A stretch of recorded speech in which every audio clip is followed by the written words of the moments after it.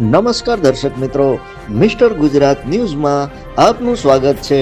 ધોરાજી તાલુકાના વડોદર ગામે મકર સંક્રાંતિના તહેવારની અનોખી ઉજવણી। મકર સંક્રાંતિ એક દાનનો તહેવાર ગણાય છે।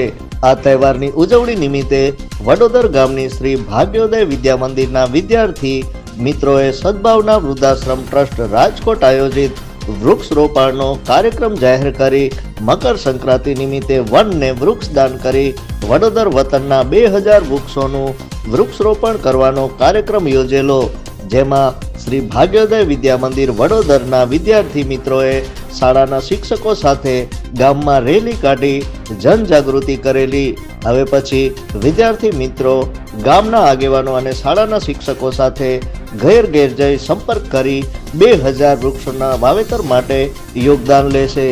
Report by Alpesh Trivedi. જોતા રહો મિસ્ટર ગુજરાત ન્યૂઝ, સત્યતાની સાથે સ્પષ્ટ વાત। ધન્યવાદ।